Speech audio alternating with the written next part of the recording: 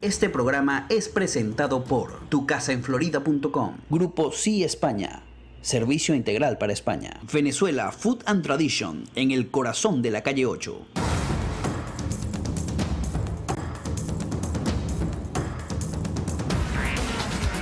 Patricia Poleo en Agárrate, opinión estremecedora. Buenas noches, bienvenidos a Agárrate. Bueno, comenzando con una mala noticia. Esta noche, aproximadamente a las 7 de la noche, el Tribunal 17 de Control de Caracas ha decidido privar de libertad al dirigente estudiantil venezolano Vilca Fernández. Ayer tuvimos a su abogado Alonso Medina Roa aquí en Agárrate, lo entrevistamos en privado. Él nos había dicho que lo más probable era que no le dieran la libertad el día de hoy a Vilca Fernández, y lo más grave de todo esto es que ha sido trasladado a la sede del SEBIN, que es la Policía Política en Plaza Venezuela. Es la cárcel que se conoce como La Tumba. Se han hecho innumerables reportajes acerca de cómo se violan los derechos humanos en esa cárcel, y hasta allá fue conducido Vilca Fernández. Además tenemos la información de que fue torturado. Hay personas, funcionarios, que nos han dicho que estuvieron presentes en el traslado desde Mérida, donde fue capturado Vilca Fernández, hasta Caracas, que tenía la piel morada y que había sido sometido a golpes. Vilca, como lo dijo ayer su propio abogado Alonso Medina Roa, es un romántico de la libertad, un luchador. Estuvo más de un año en la clandestinidad.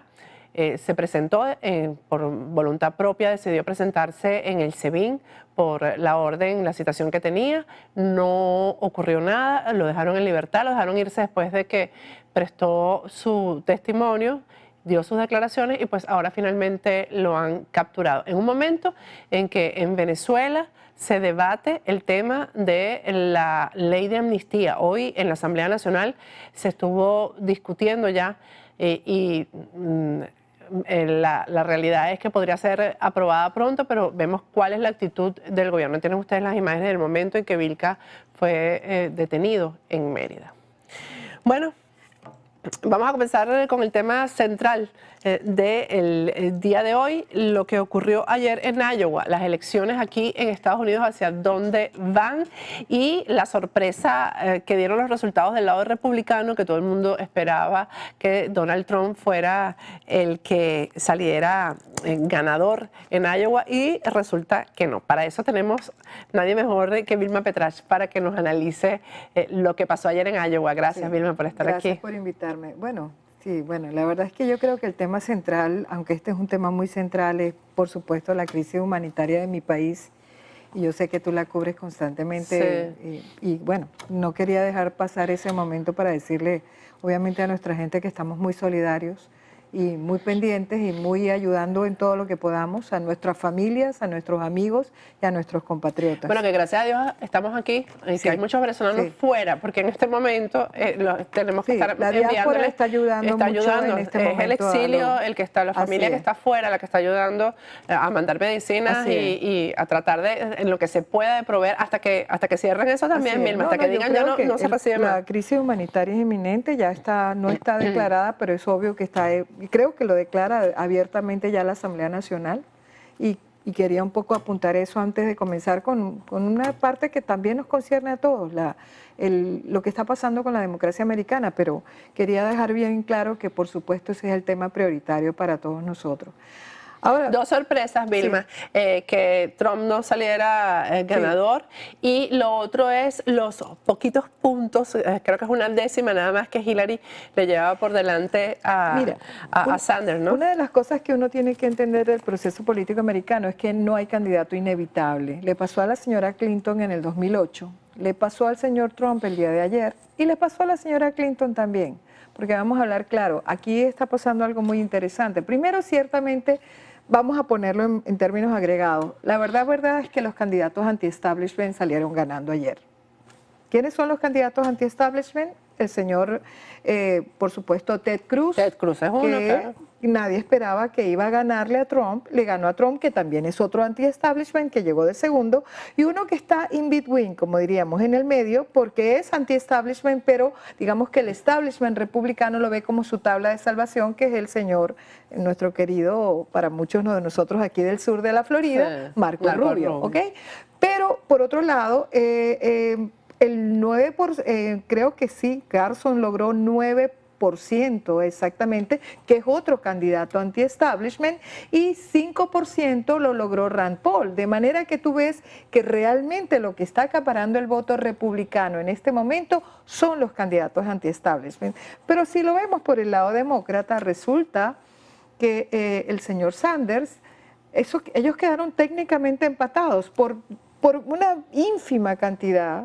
Se podría decir que la señora Clinton tuvo una victoria pírrica, porque realmente el señor Bernie Sanders hizo un extraordinario papel y le empató con ella. Dicen que va a ganar en New Hampshire, y sí, así como que también... es la próxima, ¿no? Exactamente, la próxima, que es el lunes de la próxima semana. Vamos a ver entonces una batalla muy fuerte, porque New Hampshire también es un contexto distinto a Iowa. Vamos a hablar un poquito de por qué Iowa fue importante. Primero, es la primera contienda, es un caucus. ¿Qué significa el caucus? Son los que llaman asambleas de electores, donde se reúne la gente a escuchar a los candidatos y a deliberar entre ellos. Un proceso muy particular. En el caso, por ejemplo, republicano, son votaciones secretas. En el caso demócrata, discuten entre ellos. En el mismo salón se distribuyen los distintos grupos que apoyan cada candidato y lo eligen de una manera no secreta, sino por una suerte de deliberación. Pero es un proceso muy interesante. No se trata propiamente, repito, no es una primaria. La primaria la vamos a ver ya en el caso de New Hampshire. Es un caucus, es una asamblea de la semana ciudadanos. pasada tuvimos aquí a Pedro Roy como analista, y él decía que era importante porque era la primera. Es y la entonces, primera. A la primera de 71, porque quiero que sepa, porque era esta la es una primera. carrera de obstáculos. Lo que pasa con la nominación de los candidatos, lo que pasa es que esto es un momento muy sui generis para el proceso político americano. Por lo que yo te decía, está el candidato anti-establishment. En general, el sentimiento anti-establishment es muy fuerte. La gente está frustrada con la clase política. Nosotros ya sabemos a dónde puede conducir ese proceso, porque lo hemos vivido en carne propia. Creo que el hecho de que Trump quisiera hacer una suerte de hostile takeover, de como tomarse el partido, siendo que no es propiamente, y yo creo que mucha gente lo sabe, nadie lo no es siente un republicano. Sí, Es más, la gente de Iowa un poco se lo dijo, a pesar de que llegó de segundo, de todas maneras fue una derrota, porque él nunca había sido él no pensaba que iba a ser ¿Pero qué pasa ahí derrotado. entonces con los sondeos? Bueno, te porque voy a los sondeos explicar. decían otra cosa Bueno, totalmente porque diferente. lo que se contaba es que él iba a traer a los nuevos votantes. Y resulta que votaron mucho más que en las elecciones pasadas en este caucus. De 122,000 subió a 185,000, pero salieron votando por otra opción que además fue subestimada en un sentido. Él iba de primero y luego Trump lo supera. Me estoy refiriendo a Ted Cruz. Pero el señor Ted Cruz le ganó en dos cosas muy importantes: organización, y además hizo lo que llaman el análisis de datos. Es decir, él se enfocó en quiénes eran los votantes, y desde muy tiempo atrás su propio padre, Rafael Cruz, estaba haciendo campaña. Acuérdate que su padre es pastor evangélico. Ese es el votante republicano ahí es sumamente religioso. Entonces él se enfocó en ese grupo, y además tenía alrededor de 12,000 personas haciendo campaña. Se llevó a 1,500 personas aproximadamente a los precintos, de manera que el hombre tenía una organización grassroots trabajando y operando. Por otra parte, te repito, es un electorado republicano, conservador, evangélico. Ahora, ¿qué pasa con el señor Trump? Un hombre que se ha divorciado y casado varias veces, creo que 3. Es un hombre que le dice que no le pide perdón a Dios. Es un hombre que ha quebrado descaradamente industrias. Entonces, ¿qué pasa? Digamos, votante conservador. Además de otra cosa, él apela a una división, él apela a la fractura, apela al miedo. No estoy diciendo que el señor Ted Cruz no haga lo mismo. Surge entonces un tercer candidato que se pone en las grandes ligas. Y vamos a hablar ahora de lo que pasa porque evidentemente Trump y Cruz están apelando al mismo tipo de votantes, solamente que uno es mucho más rigurosamente conservador y el otro no lo es. El otro se puede decir que es un fake, es por lo menos es un farsante desde el punto de vista de lo que significa el conservador republicano. Eso no pasa con el señor Marco Rubio. ¿Qué pasa con Marco Rubio? Es el candidato más joven, como dicen, decían que no tenía suficientes canas y aquí estoy, decían que mis botas eran un poco altas y aquí estoy, como diciéndole, un muchachón que vas a hacer en esto, para que le diera paso al que supuestamente era el candidato favorito del establishment, que era Jeb Bush. ¿Qué hace? Se va, primero él no quiso inflar ni su equipo de campaña las expectativas. ¿Qué hicieron? Se mantuvieron como, bueno, si logramos una buena presencia vamos a estar contentos, pero logran no solamente una buena presencia, literalmente empatan con el señor Donald Trump. Sin tener primero sin ser tan negativo, es un candidato que habla de optimismo, es un candidato que habla de futuro, es un candidato que habla de unificación de un partido que hoy está dividido, es un candidato que apela tanto al que está descontento con el establishment como al que está en el establishment que está asustado. De manera que pensemos en la estrategia que está haciendo Marco Rubio. Ahora Marco Rubio está haciendo una estrategia que le llaman la 3-2-1. ¿Qué significa? Llegó de tercero en Iowa, llegó de segundo en New Hampshire y llegó de primero en Carolina del Sur. ¿Es posible eso? Mira, yo creo que sí. Es una estrategia ¿Y eso interesante. al final en la sumatoria qué significa? Bueno, que pudiera ser el candidato, ¿por qué no? Y además, creo que incluso la señora Clinton le temería mucho más a un Marco Rubio que a un Ted Cruz. Ted Cruz es un individuo que está demasiado a la derecha. Marco Rubio está más hacia el centro, ha logrado capturar el voto conservador porque evidentemente él se tuvo que mover más a la derecha para decir yo soy muy cristiano, yo no creo en el aborto, todas estas cosas, pero evidentemente tiene una agenda mucho más amplia. Además, su propia forma de apelar al votante no es una forma de divisionista. Y creo en ese sentido que pudiera ser la alternativa para el establishment. En cuanto al tema de inmigración no lo afectan? Mira, lo que pasa, bueno, esta es la agenda de Trump. Apelar al miedo, apelar al temor al inmigrante, al inmigrante que puede venir a quitarnos los trabajos, a violar a nuestras mujeres o a hacer actos terroristas, porque es lo que él está haciendo. Pero sin embargo, por favor, Marco Rubio encarna al inmigrante exitoso, al hijo de inmigrantes exitosos que puede llegar, porque bueno, es hispano, abiertamente hispano, no como Ted Cruz, que es un hispano que no habla español. Sí, no, Marco Rubio creo que encarna mucho más al hispano exitoso, evidentemente, en los Estados Unidos. Ahora, fíjate, y encarna la lucha contra el comunismo. Además, él es otra cosa, en ese sentido es más establishment republicano, porque es un línea dura en materia de política exterior. Considera que Estados Unidos no puede retirarse del mundo. Tiene en materia migratoria lo que está diciendo, creo que lo dijo, el sistema está roto y hay que arreglarlo. Ahora, no quiero que quede como que yo estoy haciendo campaña por un candidato.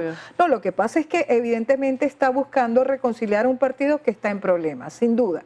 Porque de nuevo las instituciones políticas están en problema en los Estados Unidos, me refiero a los partidos. De eso vamos a hablar al regreso de esa crisis y también de lo que está pasando en el Partido Demócrata. Okay. Vamos a ir a un corte, pero antes vamos a ir a un corte y al regreso seguimos con Vilma Petrach y este tema que, bueno, ya este año son las elecciones para presidente aquí en los Estados Unidos, así que vamos a ver qué pasa.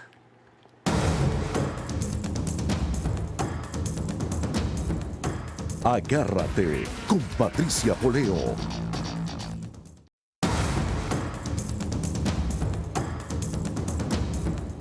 Agárrate con Patricia Poleo. Regresamos con Agárrate, está Vilma Petrach aquí con nosotros en el estudio analizando esto de las elecciones, lo que ocurrió en Iowa, las elecciones aquí en Estados Unidos, lo que pasó con el Partido Demócrata, el Partido Republicano, y la gente emocionada, pero les encanta escuchar los análisis de Vilma. Vilma, que la crisis de los partidos aquí, hay algo que hay gente que no entiende, sobre todo la gente que no vive en los Estados Unidos. ¿Por qué aquí hay dos partidos nada más? ¿Por qué no hay un tercer partido? Las leyes electorales siempre han sido muy excluyentes al tercer partido. Son leyes electorales sumamente rígidas que además se manejan con el concepto del ganador se lo lleva todo. Es decir, tú por un voto, aunque sea un voto, implica que, por ejemplo, pasan los colegios electorales cuando van con la elección presidencial.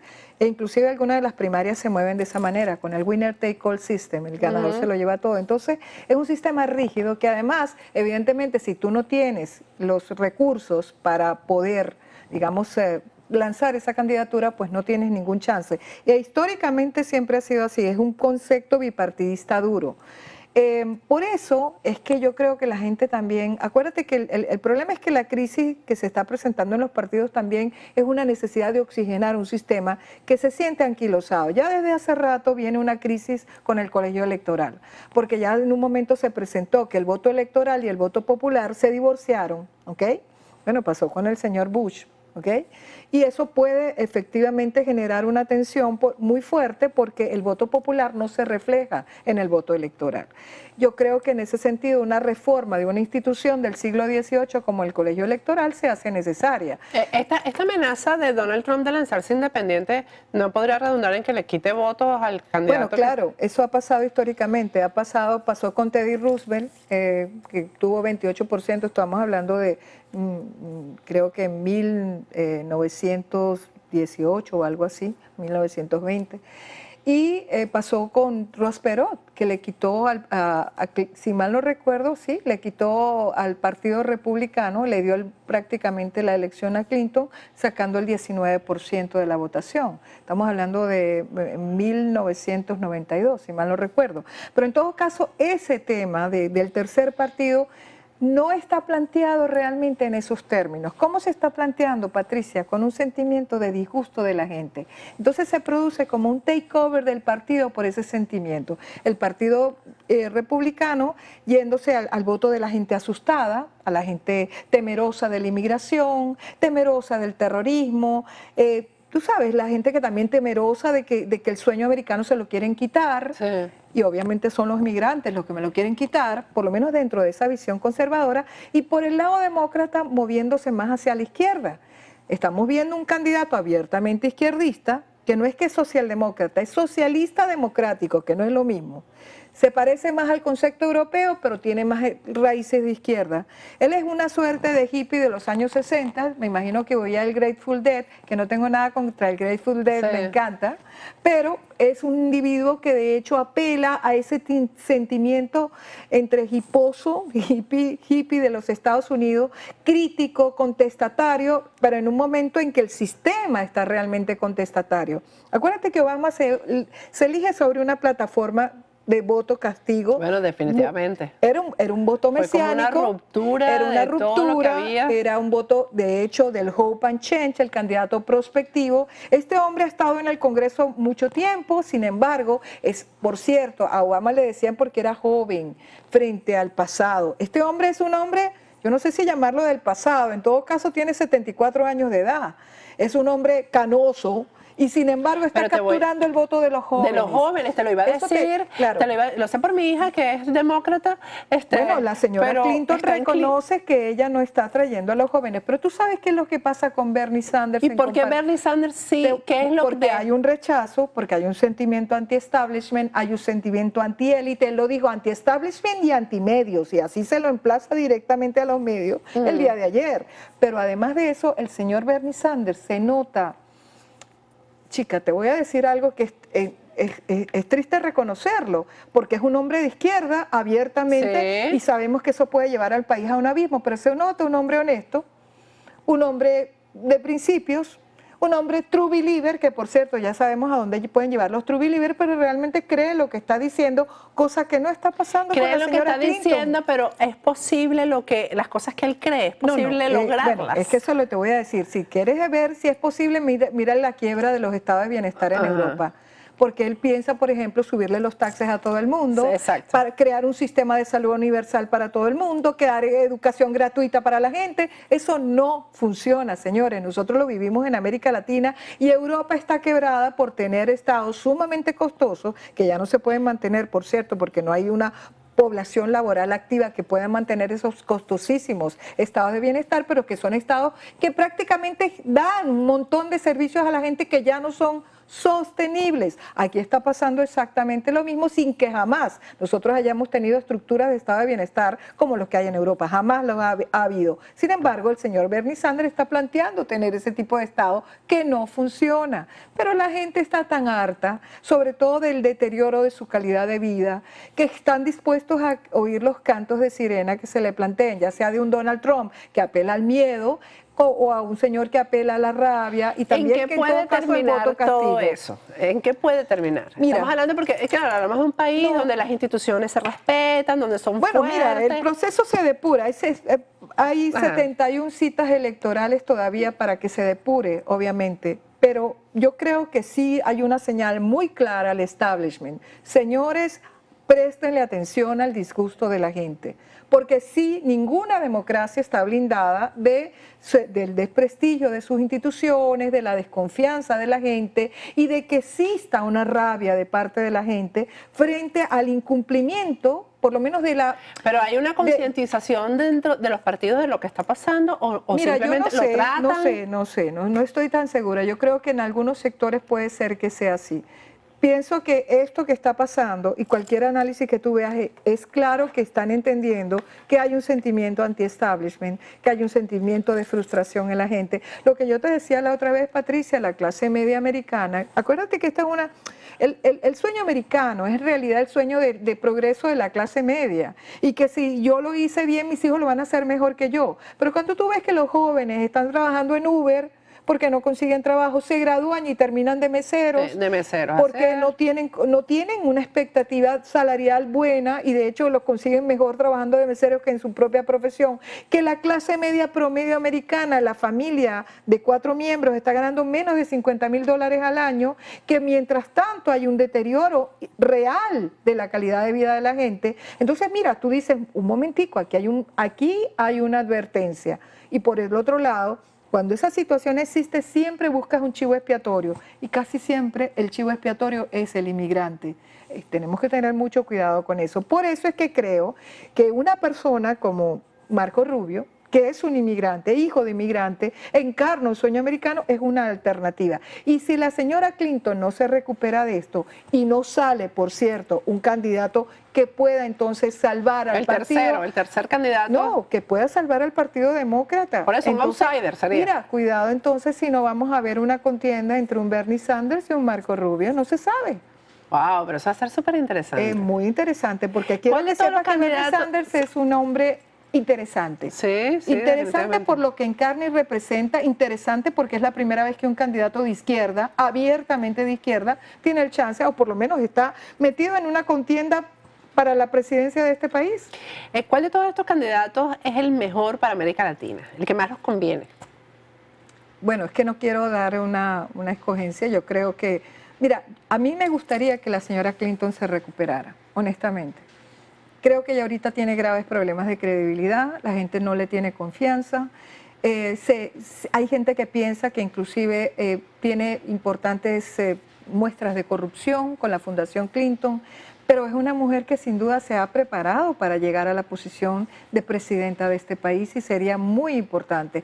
Pero creo que realmente está teniendo problemas su candidatura y aunque no le haga nada el FBI con esta investigación de los correos, donde supuestamente la seguridad de Estados Unidos queda en riesgo al punto que esos correos no pueden ser hechos públicos porque no eran ningunos correos intrascendentales, eran correos que más que secreta, de información realmente secreta, que atañe a los intereses estratégicos y de seguridad de este país, pues mira, no sé, creo que si no buscan un tercer candidato podríamos tener a un señor Bernie Sanders.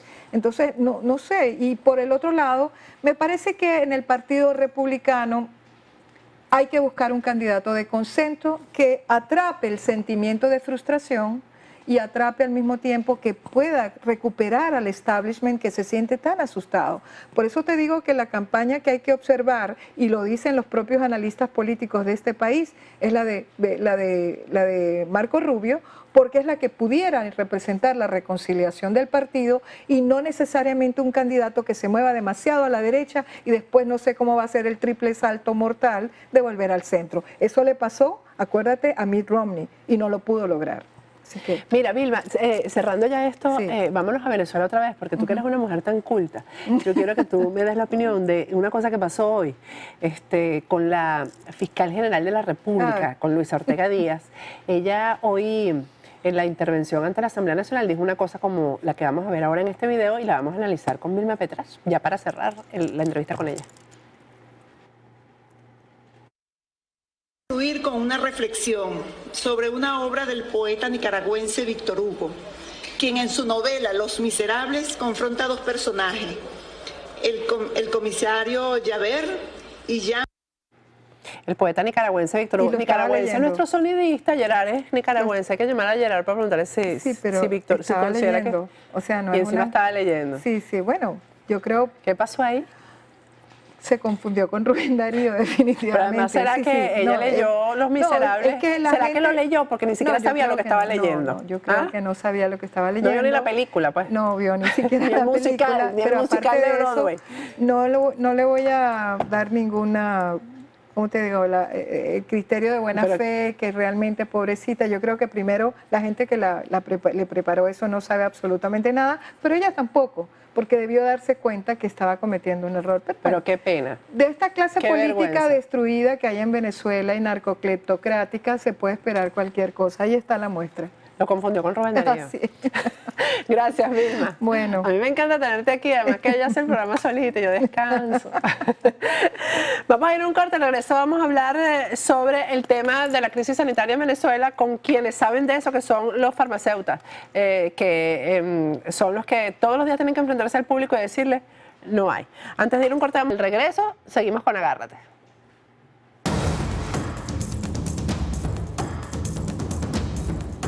Agárrate con Patricia Poleo.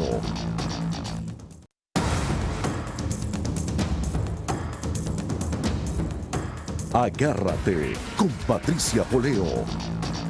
Regresamos con Agárrate. Tal como lo prometí el día de ayer, hoy vamos a tener una entrevista con el presidente de la Federación Farmacéutica Venezolana, Freddy Ceballos. Ya lo tenemos vía Skype desde Venezuela. El tema es obvio, el tema de las medicinas. Ayer en una tienda escuché a una señora hablando por teléfono, una señora venezolana, que decía, yo no me regreso a Venezuela porque no me importa que no haya caraotas, no me importa que no haya leche, porque los viejos, decía ella, no necesitamos tomar leche ni comer caraotas, pero la falta de medicina sí me preocupa, de manera que no me regreso a Venezuela. Freddy Ceballos vía Skype está en su farmacia, además es propietario de una farmacia en Venezuela. No es una de las grandes cadenas, me imagino, Freddy, ¿no? No, claro que no, farmacia independiente. Que son las mejores, donde el farmacéutico de verdad lo atiende a uno. Freddy... No, en todos lados también, porque todos esos farmacéuticos que también trabajan en las cadenas también van a la jornada de la Federación Farmacéutica y le damos los criterios que nosotros tenemos. Sí. Bueno, anteriormente los farmacéuticos eran los médicos en los pueblos. Mi abuelo era farmacéutico y era prácticamente el médico del pueblo, así que Claro, pero es que lo que decimos aquí en Venezuela, tú, como lo hemos dicho siempre en la Federación, tú vas a cualquier caserío de Venezuela y vas a conseguir tres cosas seguras: la iglesia, la plaza y una farmacia. Y una farmacia, exactamente.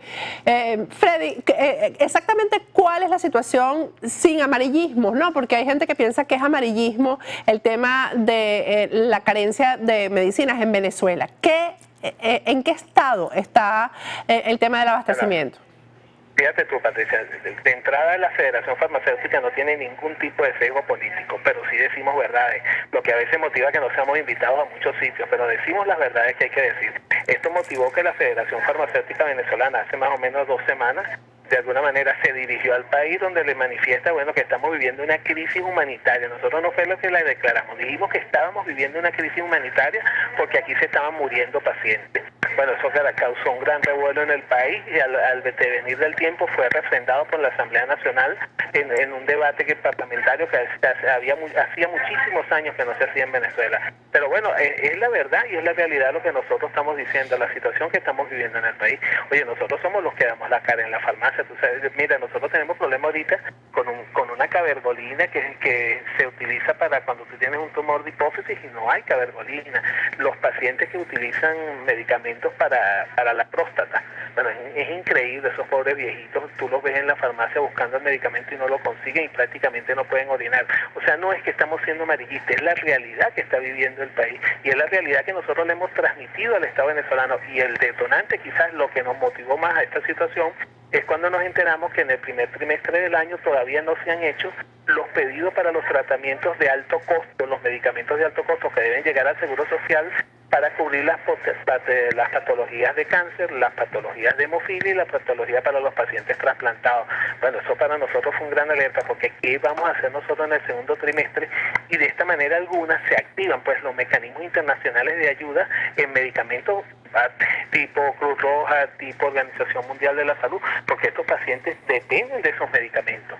Pero lo otro es que se quiere decir que es que causamos zozobra, que causamos problemas, pero es que cuando el barril de petróleo estaba a $100 teníamos los mismos problemas que estamos teniendo ahorita, Patricia. Esta situación es un problema de gerencia, es un problema de gran corrupción que ha habido en el país y que nos ha llevado y nos ha motivado pues a que esta situación persista en el país en estos momentos.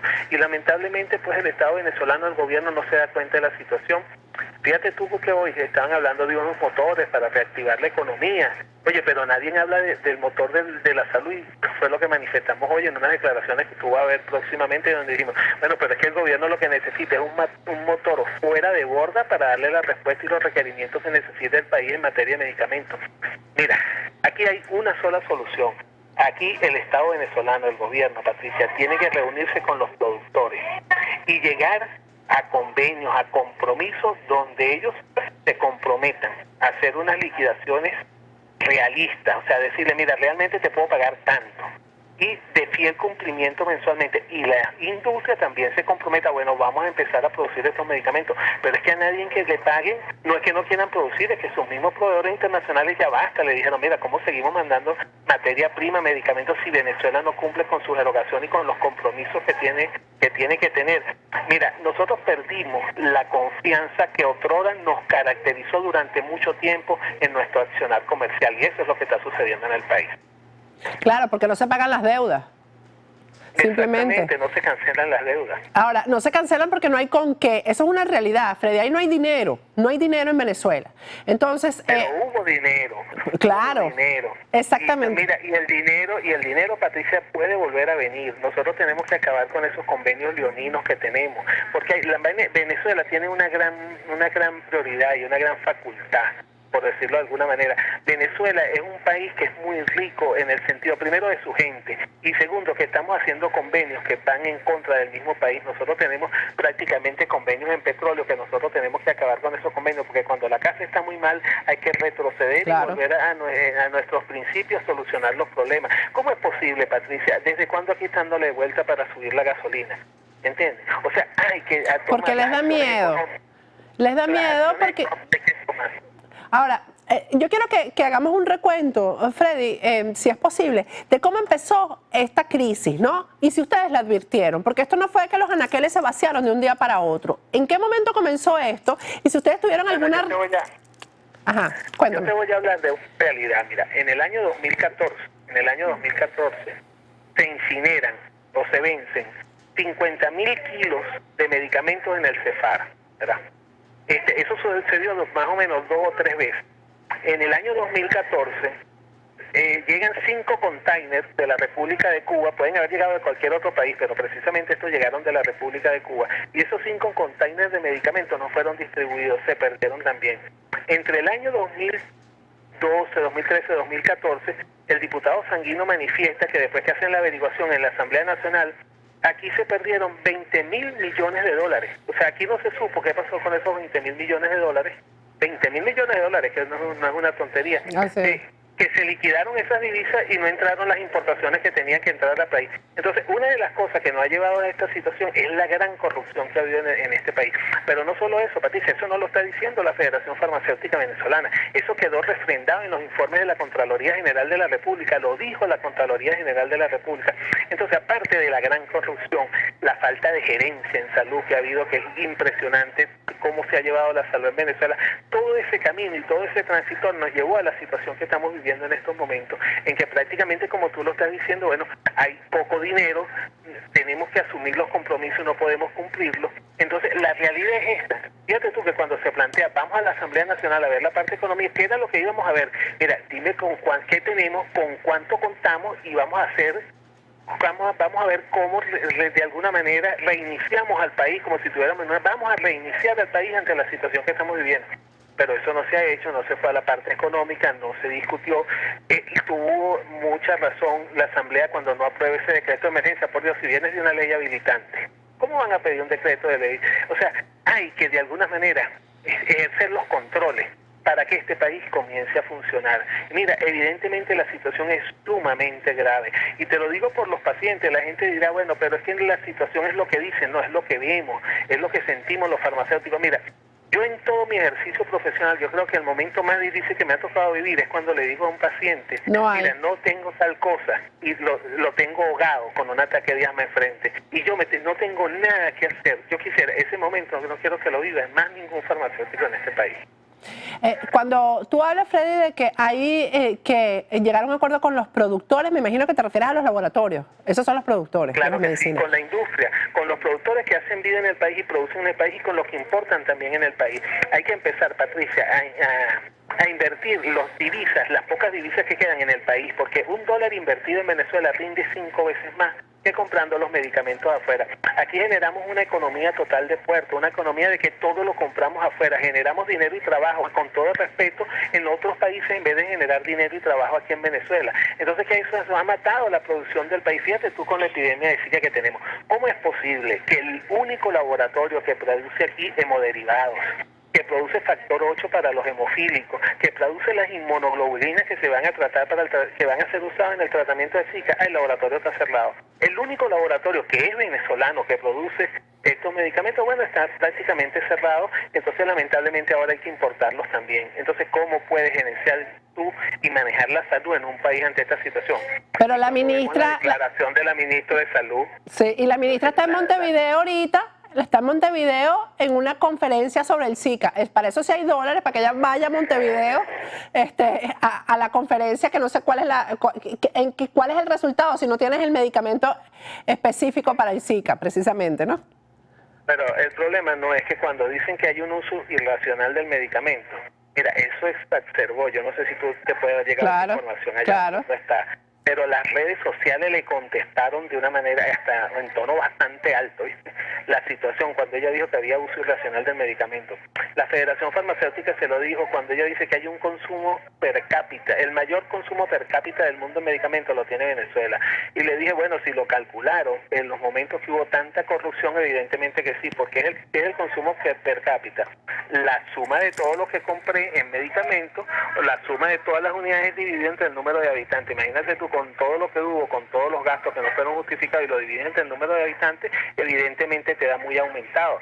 Pero la realidad es que si tú comparas el consumo per cápita de Venezuela con otro país, evidentemente que tiene que ser mayor, porque en un país donde funciona un sistema de seguridad social eficiente, en esos hospitales que parecen clínicas, en esos hospitales se cubren con la lista de medicamentos esenciales el 99% de las patologías y el 80% de la población a lo mejor asiste a esos hospitales. Evidentemente hay un uso racional del medicamento y el consumo de medicamentos es mucho menor, pero lamentablemente en aquí Venezuela para lograrlo es mucho lo que tenemos que transitar y en verdad sentarnos y desear hacer las cosas bien. ¿Ha hecho el gobierno ha tenido alguna intención de reunirse con ustedes, de llegar a un acuerdo? Ustedes son los que saben de eso, los farmacéutas. Bueno, mira, ellos se han reunido ahorita con parte de la industria, pero te voy a mencionar lo que piensa todo el mundo. Ya basta del diagnóstico, Patricia. Aquí se están haciendo reuniones hace 5 años. Te reúnen y te preguntan qué te pasa, cuál es tu situación, qué es lo que está pasando, y no pasamos de la etapa de diagnóstico, no pasamos al tratamiento, y esa es la realidad donde estamos, y por eso nosotros le estamos diciendo al presidente de la República, con todo respeto, porque debemos respetar que es el presidente de la República. Ayer estaban hablando de los motores para mover la economía. Mira, yo hasta ahora no he oído cuál es el motor donde está incluido la salud. La salud. Y por eso te lo dijimos hoy, mira, la salud necesita un motor fuera de borda. Un motor fuera de borda para darle la respuesta que tienes que darle al país. Y de paso, que asuma la presidencia de la República la dirección de este problema, que no la siga delegando. Llegó el momento que esto no se delega, la decisión tiene que ser tomada por el presidente de la República, reúnase y lleguen a acciones concertadas, porque si no es así, Patricia, aquí van a morir muchos pacientes. Bueno, Freddy, muchísimas gracias. Gracias además por estas aclaratorias, porque ha hablado la voz que sabe realmente lo que está pasando con el tema de las medicinas en Venezuela. Muchísimas gracias. Muchas gracias y siempre admiré mucho a tu padre. Gracias por todo. Gracias. Bueno, ustedes lo escucharon. Ahora él dice que Maduro debería encargarse. Yo no estoy muy de acuerdo. Si Maduro se encarga, yo creo que sería peor la solución. Ya regresamos con más de Agárrate.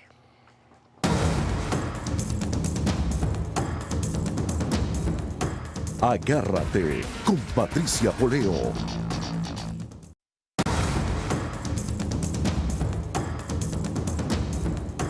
Agárrate con Patricia Poleo.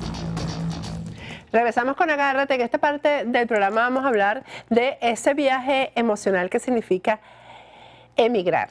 Irse del país de uno, dejar la tierra para echar raíces en otro país, en otra sociedad, con otra realidad. Dos expertas en ese tema están con nosotros el día de hoy, Claudia Bettencourt y Andreina Atencio. Gracias a las dos por estar aquí. Ambas pertenecen son consultoras de La Maleta Migratoria. Ya te hemos tenido anteriormente aquí a ti, Claudia, y tienen un evento el sábado. Vamos a comenzar con Andreina, que es la que no habíamos tenido antes aquí. ¿De qué se trata el evento? Es un taller, dice, de la Maleta Migratoria, el viaje emocional del inmigrante. Sí. Gracias por recibirnos. Y efectivamente, el nombre, el viaje emocional del inmigrante, tiene que ver con la necesidad de trabajar, de apoyarnos y soportarnos entre los que estamos viviendo la experiencia y cómo hacer de esta experiencia un proceso menos traumático. Los que lo hemos vivido o estamos viviendo, sabemos que es uno de los procesos de cambio más complejos que existen. Y generalmente cuando vas a otro país, pues buscas las ayudas necesarias. Un abogado, un contador, eso hay que buscarlo. Y nos olvidamos de un aspecto que hace la gran diferencia, Patricia, y es cómo manejemos nuestras emociones en estos momentos, cómo se maneja el duelo. Y hay unas etapas que por mucho que tú conozcas la teoría, no las puedes, es imposible no vivirla. Y de alguna manera nosotros como equipo, como La Maleta Migratoria, vamos a estar con familias, porque nosotros dirigimos nuestros servicios a individuos, a familias y a empresas, donde hay ese elemento multicultural, donde hay ese elemento de esa persona que se ha tenido que desarraigar, desapegar de sus costumbres, de sus hábitos, para asimilar. De hecho, fíjate que no es asimilar otra cultura, es porque estamos hablando no solamente de inteligencia emocional, estamos hablando de inteligencia migratoria. 1 de cada 3 personas en el mundo deja su país de origen para irse a un destino donde aspira conseguir una vida mejor. Sí, es que es todo, no solamente las costumbres, es hasta el olor del ambiente, es lo que, hasta la almohada que hace falta, la almohada que tuvo uno toda la vida y de repente llega aquí y pasas incómodo un montón de tiempo porque no te encuentras. Es bien complicado. El taller, en donde, vamos a ver si tenemos en pantalla la información, es el sábado 6 de febrero desde las 9 de la mañana hasta las 5 de la tarde. ¿Qué incluye ese taller, Claudia? Bueno, ahí estamos incluyendo, son 8 horas de taller, sí, donde vamos a estar pues este grupo de expertos en comportamiento humano trabajando el tema emocional con estos inmigrantes que van a asistir. Y vamos a incluir unos refrigerios y los materiales. Vamos también a entregar material que se puede llevar la gente para luego repasar por todo lo que vivió en el taller, porque esto es un trabajo que no se trabaja nada más en un taller, ¿no? O sea, la idea es que la gente luego quede como con tarea para seguir trabajando su tema emocional y cómo lo está afrontando en este gran cambio que decidió dar. Sí. ¿Cuáles son los problemas más frecuentes o cuáles son las rupturas emocionales más frecuentes del inmigrante? Sí, yo diría que uno de los aspectos más complejos es cerrar el ciclo de la vida pasada, donde nos traemos una cantidad de historias, pero que si lo capitalizamos, lo que éramos, porque es un cambio. Nosotros no emigramos únicamente geográficamente, Patricia, emigramos en formas de ser. Es la necesidad de operar y funcionar de una forma totalmente distinta, porque el sistema no se va a adaptar a nosotros. Nosotros nos tenemos que adaptar al sistema para realmente insertar. nosotros también trabajamos para empresas y entonces eso implica inclusive muchas veces abandonar formas de hacer equipo. Legalmente es otra historia. Entonces realmente es cómo tener las competencias humanas para ser flexible. Yo creo que uno de los principales retos del inmigrante es entender que el pasado no nos puede, no puede hacer como de ancla, sino que existe un presente donde debemos aprender cosas nuevas y donde podemos construir un futuro mejor. Vamos a dar la dirección y vamos a ponerla en pantalla. La dirección de donde es el evento, 4207 Southwest 183 Avenida, es en Miramar. Ahí tienen ustedes la dirección en pantalla y la forma de comprar los tickets es a través de eventbrite.com y tienen los números telefónicos que son 786-325-2793 y 954-512-9768. Tengo entendido que el ticket cuesta, aquí dice $40. Correcto. $40 incluye, bueno, las horas de taller y el material que se va a llevar a casa, el refrigerio. Correcto, y el refrigerio. Y la promesa es una experiencia vivencial, sobre todo. Vamos a tener un recorrido, tenemos planificado algo, yo diría que va a trabajar al ser humano en una forma bien profunda en su estructura, donde puede revisar una cantidad de cosas y bueno, desarrollar algunas competencias para estar mejores en este nuevo país. No es dirigido nada más a venezolanos, pero yo digo que eso va a estar lleno de venezolanos porque la verdad es que la forma de emigrar del venezolano cada día es como más de urgencia. Es menos preparada, es menos, antes la gente salía bueno con todo lo pensaba, todo lo planificaba, ahora cada día es como más, nos vamos mañana, nos vamos la semana que viene, recoge que nos vamos, ¿no? Con la situación que se está y lo viviendo. bonito, Patricia, es que tenemos familias enteras de participantes, porque esto es un proceso familiar. Claro. Muchos inmigrantes venezolanos se vienen en combo, pues. Entonces vamos a recibir familias ese día. Y No, vamos a trabajar yo que me reúno con tantas familias de venezolanos, hay un problema que lo he visto muy repetido, que es el tema de cuando vienen con adolescentes que están a punto de graduarse en el high school en Venezuela y que no les permiten graduarse con sus compañeros de toda la vida. Esas crisis se están repitiendo muchísimo cuando son de esa edad, que llegan entre el cuarto y quinto año, o sea, lo que es cuarto y quinto año en Venezuela, y llegan aquí a graduarse con un grupo que no conocen, una realidad que no es la de ellos y son crisis terribles en esa edad. Es un duelo muy fuerte. Sí, son crisis Y existenciales. cada miembro de la familia tiene el duelo de forma diferente y tiene razones distintas para sentirlo, ¿no? Es bien complicado. Y entonces dentro de la familia está el que promovió el cambio y el que a lo mejor se vino siguiendo al líder, ¿me explico? Entonces hay una serie de situaciones pues que ese día pues queremos trabajar y queremos que la gente las concientice y se lleve herramientas para seguirlas trabajando, para continuar trabajando. Gracias, Claudia, gracias, Andreina. Gracias por esto. Gracias a ti por recibirnos. Vamos a despedirnos también hablando. Yo me despido hasta mañana. Tengo muchísimos mensajes en las redes sociales preguntándome qué me pasa. Estoy bien enferma. No tengo ningún problema, sino que estoy muy, muy enferma y sin embargo estoy cumpliendo con el compromiso que tengo con ustedes de venir a hacer el programa. Me despido hasta mañana. Este programa fue presentado por tucasaenflorida.com, Grupo Sí España, servicio integral para España. Venezuela Food and Tradition, en el corazón de la calle 8.